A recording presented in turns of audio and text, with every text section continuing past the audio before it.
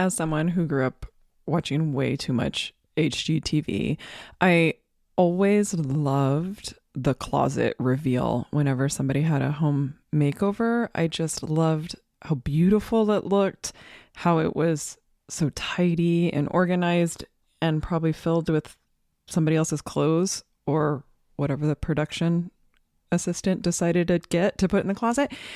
And I just love the idea of being able to walk into a closet where you could quickly grab whatever you wanted, everything fit, and you could easily create an outfit from any item of clothing. Basically, I wanted to be Cher and Clueless. Hello, my time crunch teachers, and welcome to the show. This is your team teacher, Marielle DeRosier, and today we're talking about clothing. And that perfect closet from HGTV was always my dream. And today I'm going to share with you the exact method I used to achieve my capsule wardrobe and how I did it on the cheap. And I should know because my mother was voted best dressed in high school. So no, but for real, that woman knows how to dress. And while she definitely taught me how to put together an outfit, I still made a ton of mistakes when I was building my own wardrobe. So in the hopes of saving you time, I'm going to go through the exact process you can take to build your own wardrobe from the ground up and the mistakes to avoid during the process. So some of the topics I'll be covering are explaining what a capsule wardrobe is and how it works, why I chose to purchase all of my clothing from thrift stores or secondhand. I'll go through the steps on how you can perfectly define your personal style so that you know which items to purchase, if any. And I'll go over my tips on how to thrift shop like a pro. And most importantly, how to take care of your clothing so that it lasts a long time and you can get the most value of the items that you purchase. And finally, I'll review the few items that I actually splurge on and why. And in case you're wondering why I'm recording this episode in a bar, I'm not. My kids and their friends are just playing on their Xbox right now, and it's actually quite sweet. They're trying their absolute best not to get excited when they score points or win. And I actually considered recording this actual episode in my closet, but I decided that I was just too lazy to move my equipment. So here we are. All right, let's begin by defining what a capsule wardrobe is. Honestly, it can be whatever you want it to be. There are so many different rules that people put on it, which I think is kind of funny. Although I understand why. Sometimes it's nice to have a defined way of describing something. That way you don't kind of overflow your closet or go overboard. But if that works for you, having a set number of items, just know you have the permission to define that however you want. But here's how I define a capsule wardrobe. For me, my clothing is all a fairly basic color palette, but that doesn't mean it needs to be boring. The items should complement each other, and this is why people refer to this type of clothing system as a capsule, because it is a carefully curated set of clothing that is mostly interchangeable. The items are interchangeable with each other. And the fact that everything goes together allows you to maximize the number of outfits that you can create from the capsule.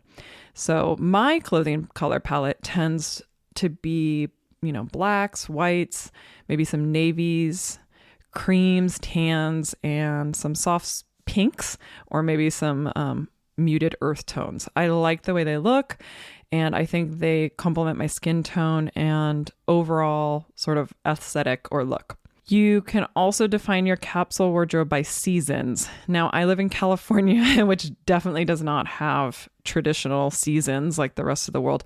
But you can create different capsules for different seasons if that works for you. And you can either group it by season in your closet, Or you can store away out of season clothing if it's not something you would wear year round. Another definition of capsule wardrobe for me is everything needs to fit. I need to be able to grab an item and go. So everything in my closet currently fits. I also want to be able to wear everything. I don't have special occasion clothing. I mean, maybe I have one dress that I would wear to maybe like going out with my husband or maybe to a wedding. But it's also just like a nice dress I like to wear in general. So it's up to you if you have sort of special clothing that you want to wear. But for me, what I like about having a capsule wardrobe is I don't really have those special items. Wear your nice coats, wear those cute shoes that you love to wear. And if you don't wear them because they're uncomfortable, then just get rid of them. And I will talk about how to sort of cull down your items later. The other definition that I touched on briefly on capsule wardrobe is it's a limited number of items.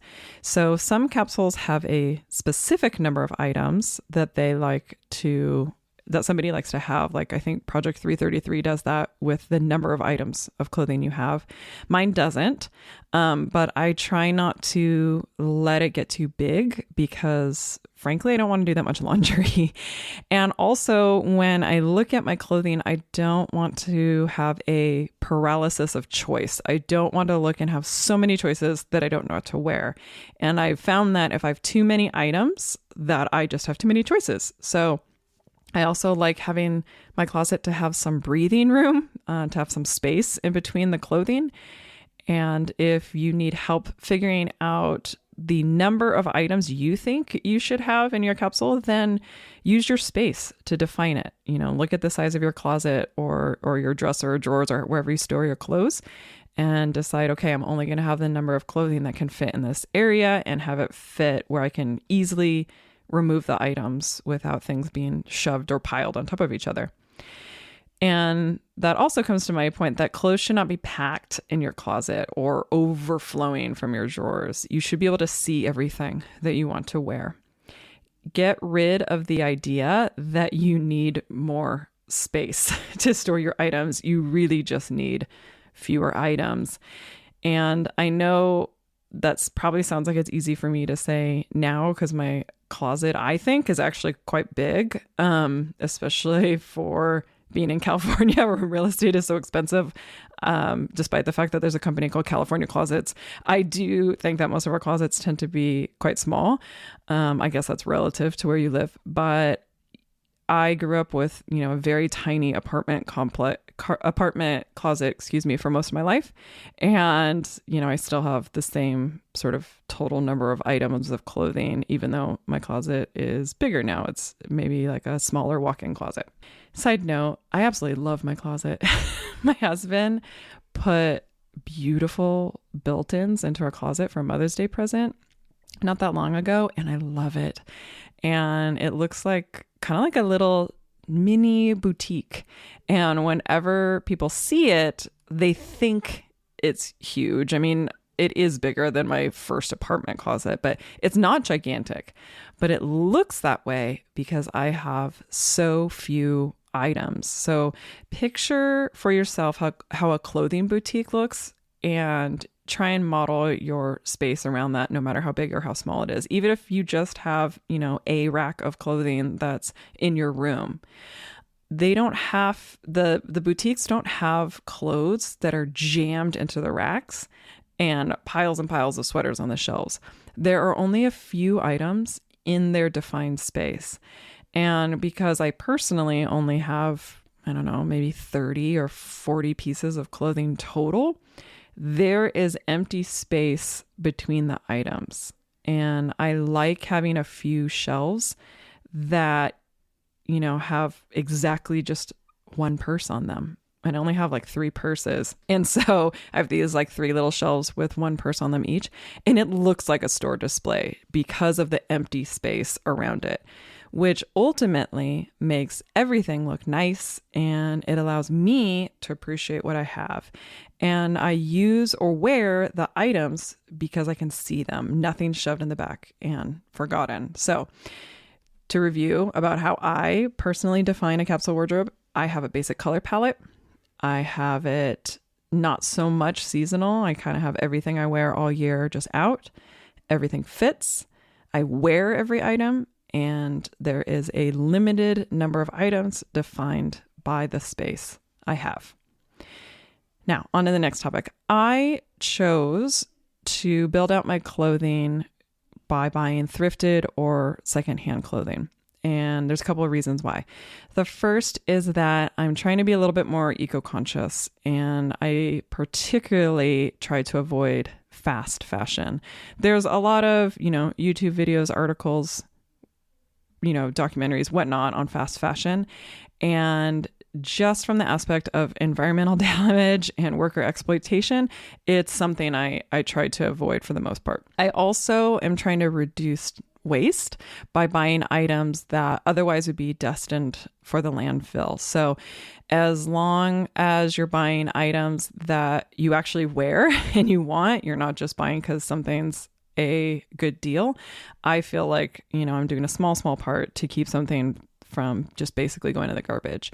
But that doesn't mean that I'm going to just purchase something to shift storage from the store to my closet. I'm very conscious in how I purchase my items and that it's things I'm actually going to use and wear. And I also spent a really, really, really long time editing down my wardrobe and really thinking about the items I wanted, the items I never wore, the items I needed to get rid of. And unfortunately, donating items I rarely or never wore. So I want to be conscious about what I bring in moving forward so that I don't repeat that cycle again. Maybe the most important reason why it's thrifted is because it's affordable. Obviously, I'm a teacher. I have a teacher's salary, and I have to be very budget conscious about how I spend my money. However, I don't know, I want to say side benefit of all of this is I really do think that being more conscientious about the purchases I'm making has definitely reformed me from being an impulse shopper or somebody that's just trying to hunt for the deal and trying to get maybe that excitement or that high off of oh, I got this for such a good deal. And it's not if it's not something I wear. So I feel like being very conscientious about my purchases, and I'll talk about that in a moment, has helped eliminate completely or at least drastically lessen that sort of impulse shopper in me.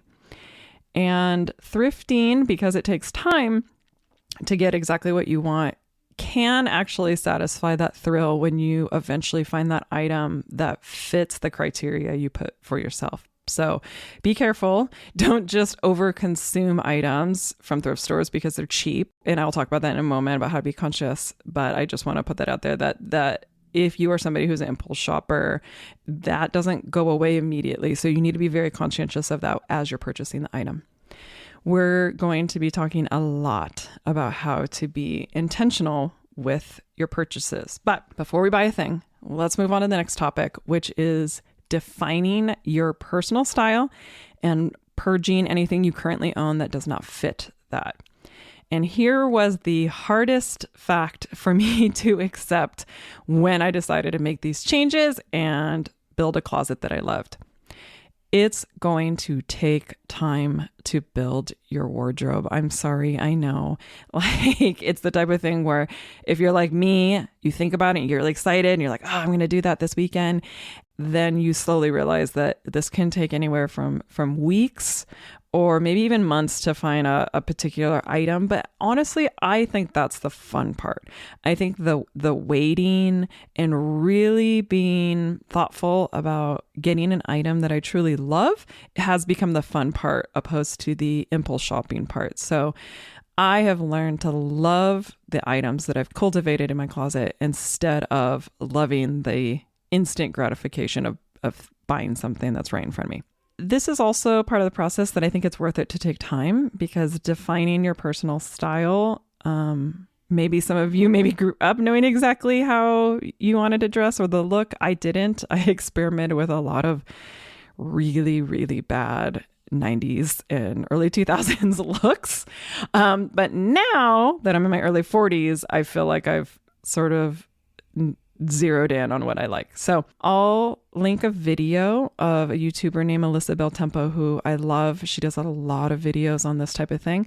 And she discusses she has actually quite a few videos on how to define your personal style.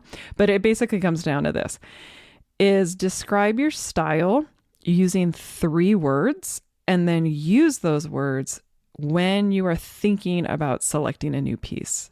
So for example, my 3 words are simple, gamine, and clean. And what I mean by clean is like clean lines. So I have very, very minimal patterns. I think maybe the only pattern I really wear is stripes. There actually is one shirt I have that has polka dots.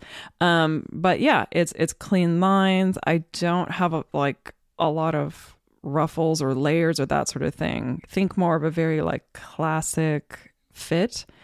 You very easily could look through Pinterest and create a board of all your favorite outfits and then look them over and start to think, okay, what are some of the common themes? How does the clothing fit? What is the overall look? The pictures I pinned, are they casual, classic, vibrant, or bright? Would somebody describe these looks as unique or maybe flowy or maybe the opposite? Maybe it's very structured. So the whole point is that you want to find a style that you just love. You love how it looks. You love how it looks on you. That way you actually wear the items. And what's fun about this is sort of the creative part, is you can use it as an expression of your personality and start to feel really good wearing it. So look through some pictures, create an idea board, whatever you want, so that you can use 3 words to define your style. Once you have that definition, we're going to need to get rid of items. And I had a lot of items that I would say basically fell into these 2 categories. They either didn't fit or they were fantasy pieces, or maybe they were both. So obviously, something that doesn't fit, it's either going to be too small and you're going to feel uncomfortable, or maybe it's too big and you're kind of lost in the volume of the outfit. At the same time, I had a lot of pieces that I would call like my fantasy self. Like I had this really cute bubble skirt and I thought it was such an adorable item, but I never wore it because actually it fell into both categories. It was a little small, so it was like a little tight in the waistline, but also like I am not a bubble skirt girl. They're not flattering on me after I look at it, and they feel short, even though maybe it wasn't that short, and it just didn't fit my style. So there's lots of different ways you can kind of think about how to get rid of an item. A popular method is the Marie Kondo, like, does it spark joy for you? And I think that can be really helpful. But it's also easy to fall into the trap of, well, I think this sparks joy because I was so excited when I first bought it, but now I never wear it, or I feel guilty, because I spent so much money. I think that's a very common thing that happens as well. I spent so much money on this thing. What helped me sort of get rid of that burden of, this is really hard to get rid of because it represents time and money that I spent on it, is it's not serving me any purpose just storing it in my closet. If I'm not actively wearing it, spending that money did not matter, right? And I need to just accept that I spent my money on something I didn't want, and I can pass it on to somebody who really does want it, and maybe they will enjoy the piece. And it also kept me from impulse buying later on, because I would sort of think back to those feelings of like, well, I don't want to purchase something that makes me feel bad later, or that makes me feel like I wasted my money. And so I don't know if that's necessarily healthy to think that way, but it definitely helped me from impulse purchases down the road. So as you're going through your wardrobe and you're trying to figure out what to get rid of, yes, you can touch an item and think about whether it sparks joy, like she talks about in her book. I will say the thing that I loved about her method is pulling out every single piece of clothing and putting it on your bed, because looking it at all at once, I think, is very powerful and will make you realize how many items you have, or maybe how few items you have, or how many items you have in certain categories. And I think that's very helpful to sort of see it all in one spot. But here was my criteria for what I kept. And frankly, sometimes it's easier to think of, okay, do I want to keep this item versus, do I want to get rid of this item? I know that sounds like two sides of the same coin, and maybe it is, but because of sometimes that I spent money on it guilt, sometimes it was easier to think, okay, do I really, really want this versus, oh, I have to get rid of this. Like sometimes I just think, do I want this? And it's like a yes or no. So you can ask yourself, all right, if I saw this in the store today, would I purchase it again? That's a nice little thing you can think of. But here's my criteria whenever I looked at a piece of clothing, that it had to fit. So here it is. The item needs to fit my 3 words, which are simple, gamine, and clean. The item needs to currently fit, so no fantasy self pieces. And if I'm vacillating on a piece of clothing, I'll ask myself, if I had the opportunity to wear this to some function or just wear this, would I choose a different item? And that was really helpful because it helped me get rid of duplicates. So I had a bunch of black t-shirts.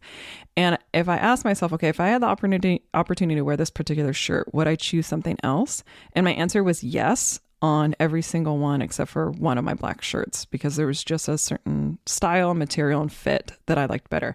And so you can ask yourself that, especially if you have something that's in a category you have a lot of, like maybe t-shirts or jeans, do you find you wear another item more frequently? You can also consider not what you're going to get rid of, but what you're going to keep. And I sort of just spoke on that a moment ago. But another way to sort of think of that is when you wear certain items, do you find that people give you compliments on them? Or in my case, whenever I get a compliment on a clothing item, or somebody says like, oh, that outfit's cute, or whatever it might be, I don't actually think it's the clothing item, especially because I described all my colors and they're pretty basic. I think it's the confidence that I project when I wear that item. It means that it's something I feel good in. So if you find you have a certain style or certain items that you feel really good in and people tend to compliment you on it, maybe that's something you want to keep. Also, I've never regretted an item that I've given away. And I honestly don't even remember items that I've given away unless I happen to look at an old picture and I'm wearing something that I know I don't currently own. So donate it to maybe a thrift store, or you can give it to somebody that wants that item, and just understand you're probably not going to regret that later. I also personally tend to mix work and weekend wear, which means that I dress, quote, nice on the weekend. And this is up to you. Some people I know, depending on their profession, have different work clothes than maybe their weekend or casual clothes. But personally, I don't actually really feel comfortable in workout pants or jeans as casual wear. I actually wear things very close to that. I actually wear leggings under long tops or dresses. And so because of that, that's sort of my casual wear. It's like a dress or something that I might wear to work. And if I want to make it more, I don't know, loungy, or if I'm riding a bike or something like that, I'll just throw on leggings. I do actually have specific workout clothing that I wear when I'm working out, but I don't wear that as my casual clothing. So give yourself permission to wear your nice clothing all the time.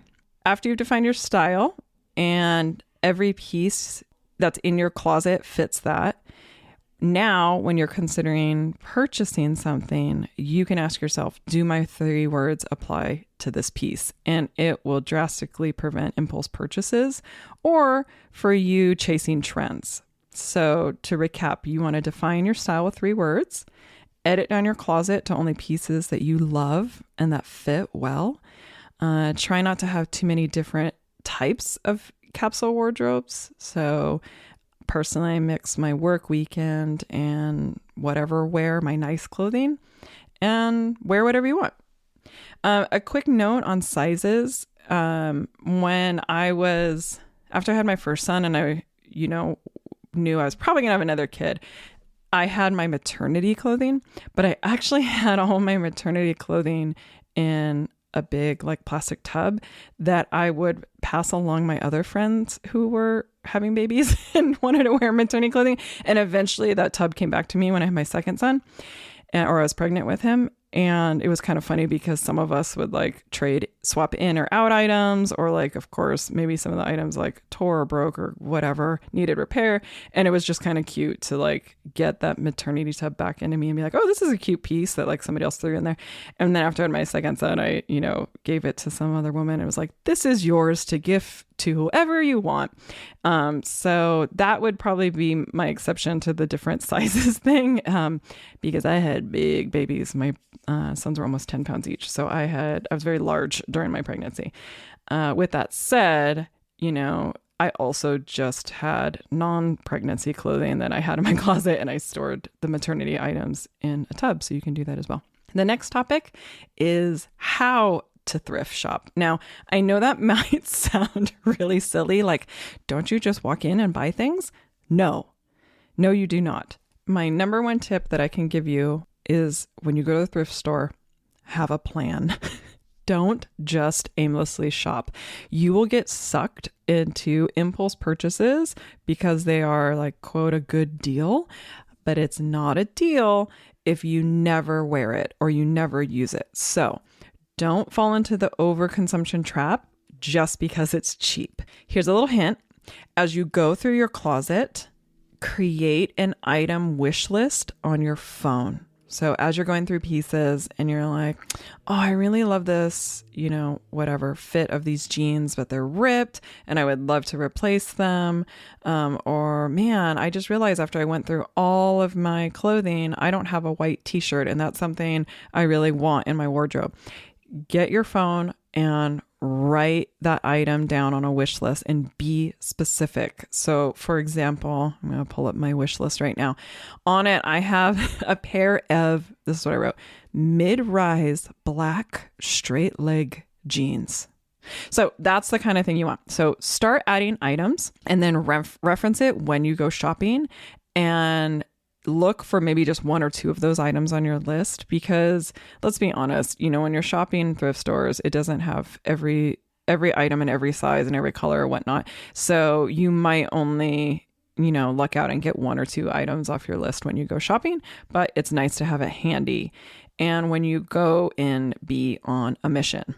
Also, as you're adding those items, add sizes to your note, especially if they are popular brands that you tend to find at your local thrift stores. So for example, for J. Crew, I tend to be a size 10, but in Uniqlo, I'm a large. And so I put those notes in my wish list so that if I find something, I know, oh, okay, well, I tend to, in these brands be these sizes. The interesting thing, or what I actually personally like about buying thrifted clothing, is that the items have generally been worn and washed, which means that they are pre-shrunk or stretched or whatever it might be. And knowing your size means that you can go to that section in the thrift stores. Almost every clothing thrift store I've been to has at least have it organized by size, if not also subset organized by color. If you also want to shop online at consignment stores like ThredUp, by the way, ThredUp is spelled very weird. It's not like thread, like needle and thread, THREAD. I think it's THRED. So if somebody understands why they did that way, please email me, info@thetimecrunchteacher.com, because I don't understand that. I could probably go on their website and they tell me, but it bothers me every time I recommend that store. And I'm like, it's not like thread, like a needle and thread. Okay, anyways. ThredUp, as an online consignment store, measures its clothing, which is super cool. So not only do they take pictures of the items, but they just say the brand and the size, but they also measure it. So it's really nice because if you know your measurements and your size in a particular item, because they measure the item, you will know whether that item has been stretched or shrunk, and it's not a typical, like I said, J. Crew size 10. Maybe it's reading a little smaller, which means the person shrunk the item. You can use a tailor's tape to measure your own body measurements, and that's just that measuring tape that's flexible. It's not like the kind that my dad uses to measure planks of wood. Don't use that to measure your body. What's cool too about having that tailor's tape is you can bring it with you to the thrift store. And if your thrift store doesn't have a fitting room, you can just measure the actual clothing items. And because you've saved your sizes in your phone app, you can cross-reference that with like your body measurements. It's not going to be perfect, of course, because of course fabric drapes a certain way, or maybe it stretches, but at least it'll give you an idea of how that item should fit if you can't physically try it on. If you want, you can also pre-measure your favorite items. Like say you have a pair of jeans that fits really well, or a dress or a top, or I do this a lot with cardigans because for me, like sweaters have to be a certain length and I have very broad shoulders, but I have and like a long torso. I don't know why you needed to know that, but I know that. And so when before I go to the store, I like measure my favorite of those items and then I put it in my phone. So that way I know, oh, okay, well, without even trying this thing on, I know it'll fit right or have the right inseam or whatever it might be. You probably just heard my doorbell ring, which means the Xbox games just turned into an Xbox party. All right. So you've culled your wardrobe. You've created your list of what you're going to purchase. And now you have to wear the right outfit to go shopping. Yes, that's right. I have a thrift store try-on outfit. And what it does is it allows me to try on items quickly. You might even get away, this is tacky, so maybe don't follow this advice, but you might even get away with trying items on over your own clothing in the aisles. You know, I wouldn't recommend it if you are the type of person who doesn't like to cause a scene, but you know, there's that too. So here's what I wear. I wear a tank top or some sort of kind of like fitted shirt. I wear leggings and I wear flip-flops or slide-on shoes so that I can kick off my shoes quickly without tying laces. What I don't wear is makeup, especially lipstick, so that it doesn't transfer to the items. I think that's good to know whether you're buying thrifted or whatever. And if you need to bring like a purse or bag with you, I personally like to wear a crossbody bag so that my hands are free. Now, do I feel glamorous in this outfit? No, I don't. Is it practical? Absolutely.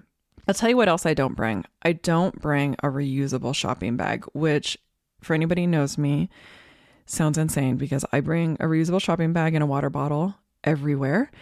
However, when I go shopping, I don't want to be tempted to fill the bag. I know it's a kind of weird psychological trick that I'm playing with myself, but if I have to physically hold the items in my hand, I'm much more likely to only buy one or two items in that trip than like buying a bunch of stuff that I can know. This is also why I don't grab a cart or something else that holds the clothing when I shop, because I want to hold it in my hand and make sure I'm being very conscientious about what I'm purchasing.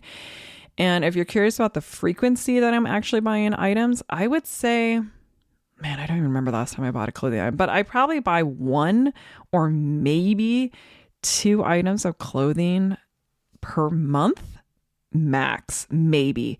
And that is only that frequent if I'm replacing an item that has been worn beyond repair, or if it's something that I'm actively looking for on my wish list that I like really need because it's seasonal. So for example, I was on a hunt for like a specific colored trench coat for probably a year. And I like finally found one of those. So that was something very particular that I wanted. But I really don't buy clothing that often because I just love everything I have. So I'm really only purchasing things at this point if I'm replacing something that is worn beyond repair. The other thing I don't bring is a friend. And I know that's no fun. But to be honest, I love my friends and they're going to be way too nice if I take them. And they're going to compliment me on things that maybe I shouldn't be buying. And I need to be ruthless when I'm shopping and only buy items that I love and I know I'm going to wear.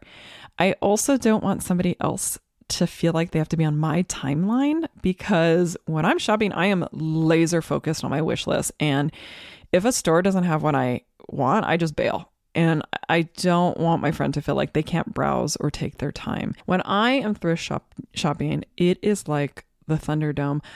I'm the only one who's leaving. And so I don't bring friends with me. Also, when I'm shopping, here are the types of items that I avoid. Anything that is faded or has bleach spots. I don't want to dye clothing. I've done it once with a black pair of pants, and it was so messy and time consuming. And honestly, I don't know if it was worth the time. So faded black especially looks worn. And so those are items that I tend to pass. I also pass on items that I can't repair. So I'll talk about clothing repair in a little bit, but if items have holes in the middle of the fabric, not at the seams, but in the actual middle of the fabric, or if they have shredded seams, or like not enough fabric to grab a hold of to make a repair, I don't buy them. I also very, very closely examine hardware like zippers and clasps, because broken zippers are super, super hard to repair or replace. I mean, like buttons are easy, assuming you can find a match, but zippers are going to be super tricky.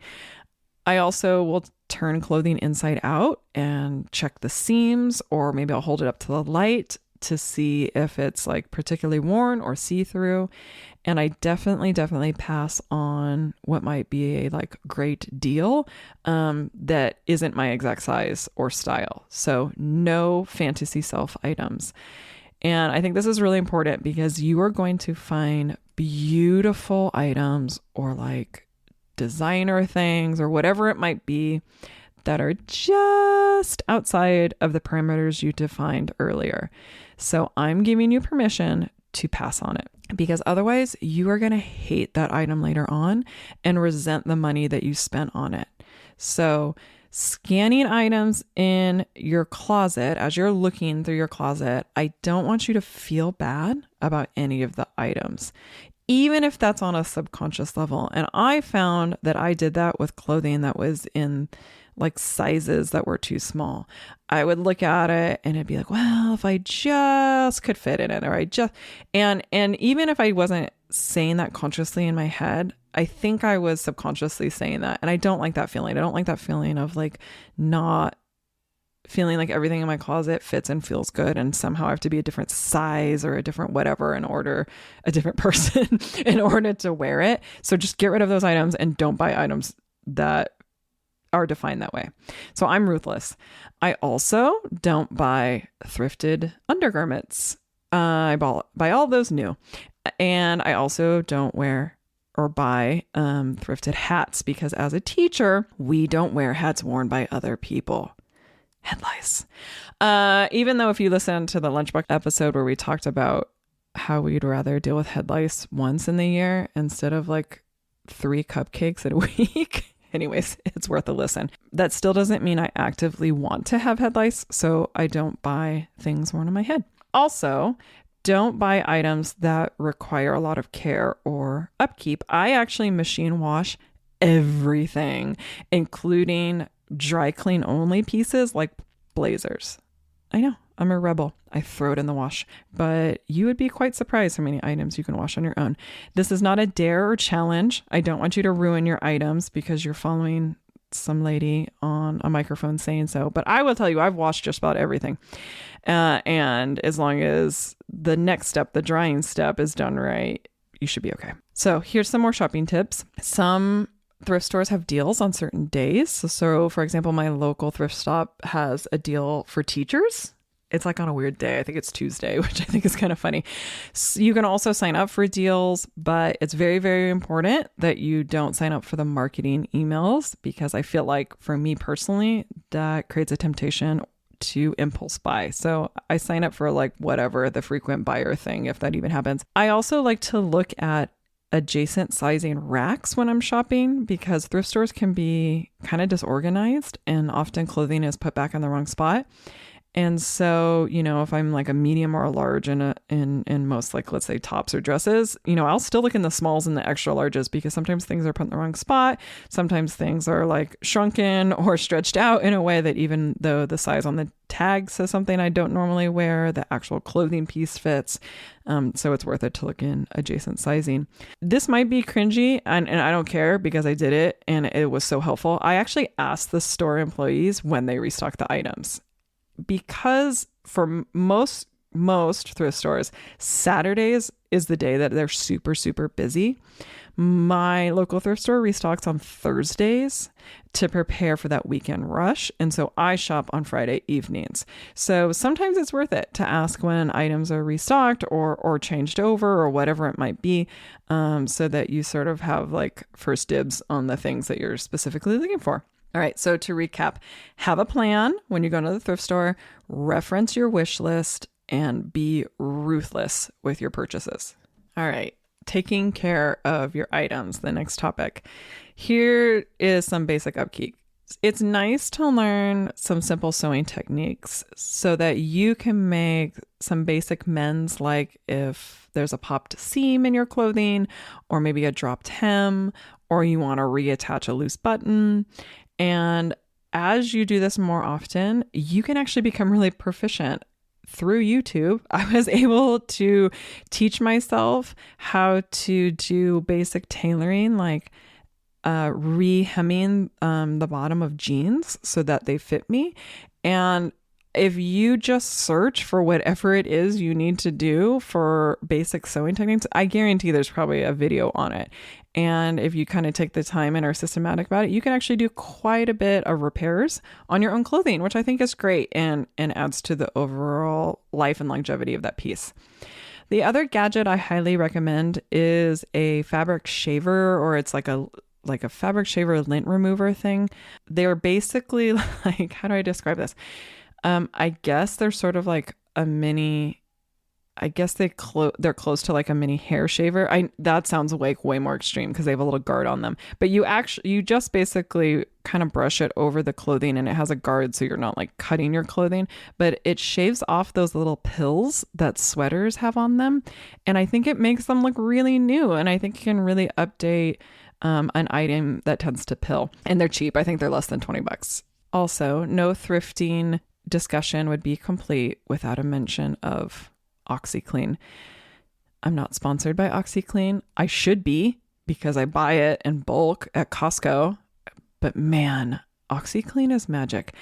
I'm actually pretty sure it's just powdered hydrogen peroxide and like something else, but it is amazing at stain removal and freshening up clothing. Because let's be honest, thrifted clothing sometimes has that kind of like stale storage smell, but OxyClean is amazing. Follow the directions. But basically what I do is I either pre-soak the item that I purchased in OxyClean in warm water, or I just throw a scoop of the OxyClean into the washer drum when I wash the item with detergent. And it works fantastic. It really does freshen up clothing. It can like brighten whites. It can get rid of some like, basic like aging or staining in the clothing. And I love it. I think it works fantastic. However, there is one type of stain that does not come out of clothing, and that's ink. Ink stains are, especially if the item's been washed and it's been set, good luck getting rid of an ink stain. The only time I've ever gotten ink off of something is when it was like a fresh ink stain, and I happen to have hairspray, and if you spray hairspray on something, it actually will take the ink stain out. But man, I would never ever purchase an item that has ink stains in it. They're just too hard to get out. Side note, if my mom's listening to this, she knows all about ink stains, because I got in super, super big trouble in high school because we had this new lab mix puppy who we named Skeeter. She was so cute. And I very foolishly left out all my highlighters because I was like studying history homework or something like that. And I left out all the highlighters on the couch, and my mom had just purchased like a beautiful cream colored couch, which, Mom, shame on you for buying a cream couch. I don't know why an adult would do that. So I ultimately think this is your fault. But anyways, I left out the highlighters, and Skeeter completely destroyed all of those highlighters on my mom's cream couch. And I thought my mom was going to murder me. Like, I got in so much trouble. So much trouble. But I got the ink stains out with hairspray and washing and silently cursing the dog, because I think it's my mom and the dog's fault. That's all I'm going to say. I'm going to deny, and I'm going to minimize, and I'm going to blame the situation on my family and the dog. Where was I going with this? Yeah, ink stains are really hard to get out unless it's highlighters that Skeeter just ripped open in front of your mother, and you know that your life depends on getting that stain out. The other thing I've also purchased that I absolutely love is my garment steamer. I don't iron. I think the only things we iron in our house is like every now and then my husband has to wear a dress shirt, and ironing really is the best way to press that. Everything else I steam. Garment steamers, I think, will probably run you about maybe $50, but it is so worth it in terms of time saving. So here's how I use it. I take an item out of the dryer before it's totally done drying, and then I hang dry it, and then I steam it. And a top or dress takes maybe, I don't know, 30 seconds, maybe a minute to steam.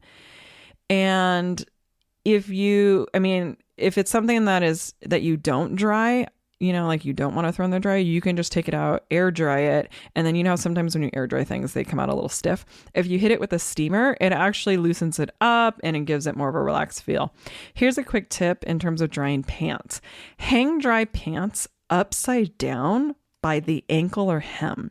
And what that'll do is it'll put a little bit of gravity on the pants, because the waist is like the heavier part, and it'll pull down, and they will then dry wrinkle free, which is awesome. And if you don't have a steamer, you can kind of get away with sort of a modified steamer by putting your clothes in the dryer and setting the heat on the lowest that you can possibly do. And then if you put in a damp hand towel, it will kind of create a steam effect. And actually, some modern dryers have a steam function as well. So it'll like heat steam the clothing. Just be sure that when that cycle is done, that you take out the clothing immediately.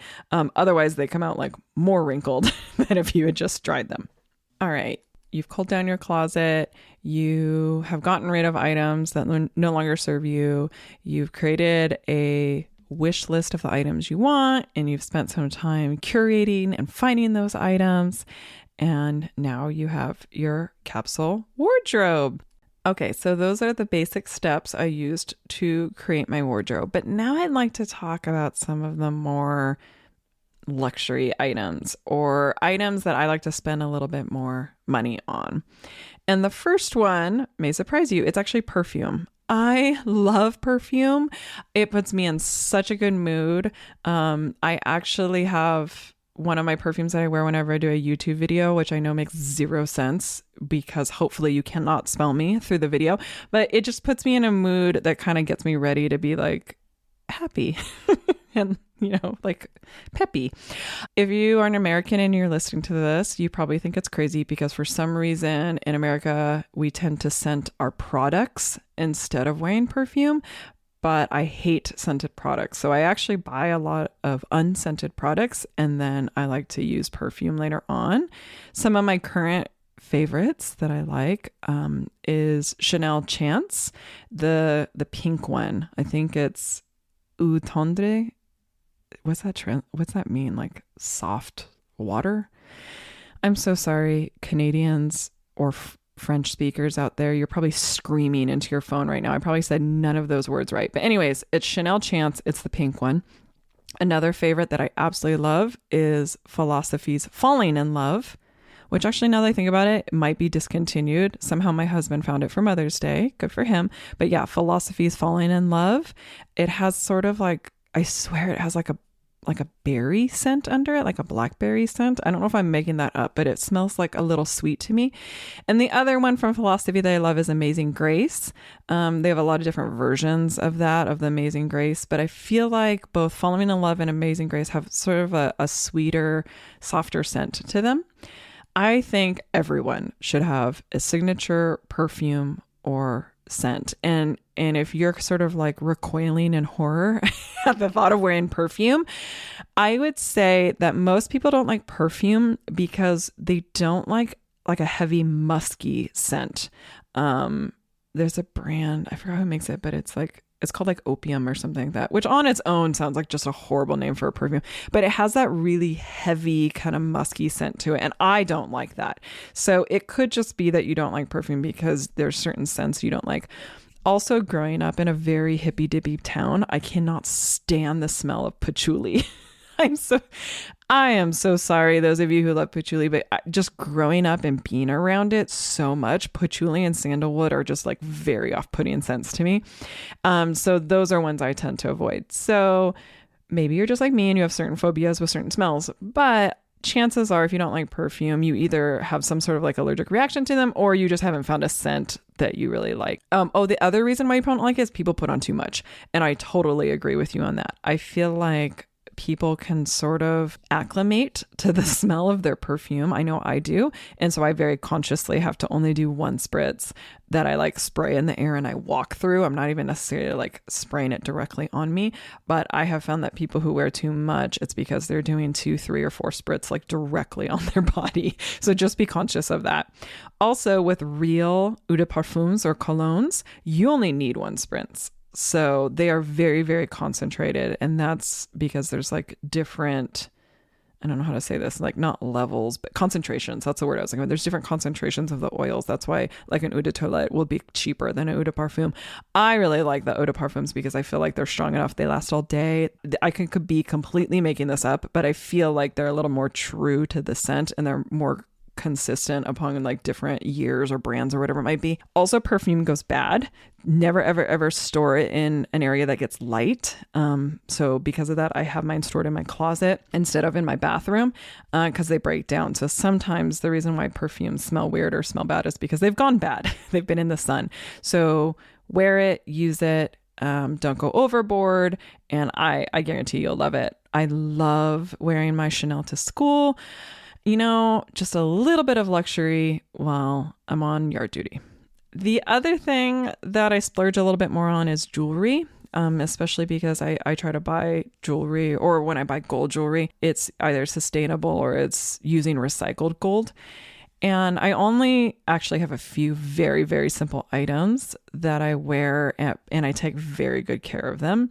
And I wear them almost every day. So I have a few very tiny hoop earrings, maybe 2 or 3, necklaces that I rotate through, and then my wedding rings. I also actually wear, this might sound kind of funny, my mom's wedding pearls. But to be fair, they're from her first wedding, from her marriage to my dad. So I think that's okay that I'm wearing her wedding pearls. Because let's be real, like they're not doing anybody good just sitting in a box. I did ask her. I know I just phrased that like I stole my mom's pearls, especially after the couch incident. You might think I'm being devious. No, she gave them to me. She let me wear them. And I thought it was very important to actually wear them out in the world instead of just storing them in a box where they're going to age or maybe get old or, the string's going to disintegrate and they will never be loved and appreciated. So that's why I wear those things. I also like the look of a single strand of pearls with a little gold pendant necklace underneath. And when I'm wearing a little crew neck sweater, that's my little chic look. And I love it. So perfume, jewelry. A note about perfume and jewelry is be sure to put on your perfume before you put on your jewelry and let that perfume absorb, because perfume has oils in it that can erode or tarnish jewelry. So just be sure to put on your jewelry as your last step in getting ready. Also, especially if you wear hairspray or anything that you're spritzing, hairspray can really damage jewelry very, very quickly. So make sure to do that and then put on jewelry last. The other item I actually just recently bought is a really, really nice pair of shoes. All of you who are teachers know how many steps we take. I actually hit my 10,000 steps while I'm at work. That's how much I'm walking with chasing around the second graders. Actually, I'll be teaching 5th grade. Maybe I don't walk as much with 5th grade. But we at school had this whole conversation about the best work shoes. And I used to side with the SPED team. The SPED team, they all wear On running shoes, and I love On. It's just like ON running shoes. I love them for working out. They're super cushy. So great job, SPED team, for wearing those. However, I switched to now wearing Doc Martens because shout out to Allison. She wore Doc Martens and they looked so cute and so comfy. And this might be a little bit of throwback, even though I was born in the 80s. I definitely consider myself a 90s kid because that's when I was in middle school and high school. Doc Martens are the jam. And they are expensive. Like, let me tell you, all the money I'm saving with my thrifted wardrobe definitely goes into these Doc Martens. But I bought specifically, I think they call them like their workwear or industrial wear. And the sole is like stick, or like basically, wait, not non-stick. I'd be sliding all over the place like bowling shoes. What I'm trying to say is that the sole is non-slide. That's what I was trying to say. They don't slide around. The sole is like very sticky. And I could see it would be great for somebody who worked in like a restaurant or like a bar or something like that, where you're like, might have to walk over water. But also the inside of the shoe is super, super cushy, and they are so comfortable. I wear them all day. I know Doc Martens are not necessarily like everyone's style, because they definitely look like a military boot, but I think they look adorable with like a skirt and leggings and all the other kind of stuff I wear. But those are super comfortable. So I would say, as a teacher, somebody who's walking around a lot, you definitely want to invest in some really good pairs of shoes.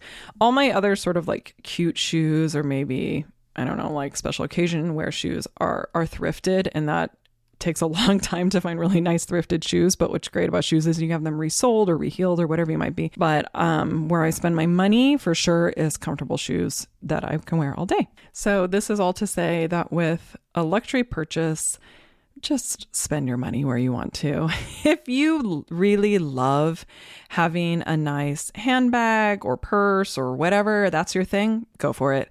I choose to buy the majority of my clothing from thrift stores for a lot of different reasons, but that doesn't mean that everything I own has to be thrifted. And while I sort of trend towards a minimalist approach to not only my clothing, but things in my home, what that means for me is that I'm just very, very intentional with my purchase. And it's because I want to use these things. I want to appreciate everything I own. And even if that means that sometimes I wear white pants to work, which I know seems like a very bad idea, to be honest, but I like wearing the things I have. I like using them, and it brings me joy.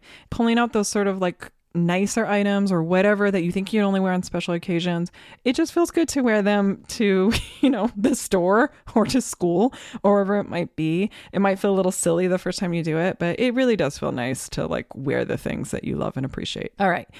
Today's classroom story. So this one, of course, has to deal with clothing, and I want to use as an example that if you are trying to go for a very minimalist capsule wardrobe, but you're worried about people noticing that you're wearing the same few items over and over again, let me assure you, they're not. First of all, I want you to take a moment to remember the exact outfit your coworkers wore yesterday and today. Yeah, I don't remember it either. Most people are more aware of their own appearances than others. And here's my proof with my classroom story. For an experiment, I once wore the same black dress to work every single day for an entire week.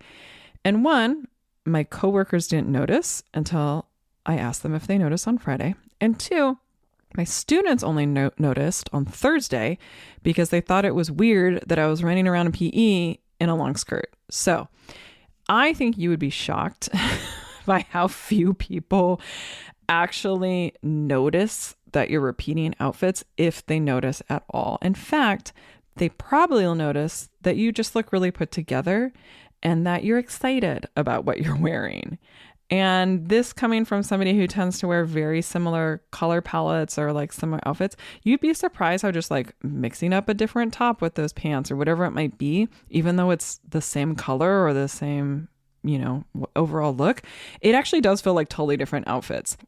I just want to assure you people won't notice. And honestly, having such a simple and streamlined wardrobe, ironically, has allowed me to be more creative in the outfits I put together, because I like coming up with the different combinations of tops and bottoms, and I end up wearing outfits that I think are a little more creative than I would have come up with before, which is super fun. So have fun creating your new outfits, loving the closet you have, and feeling great about the items you own.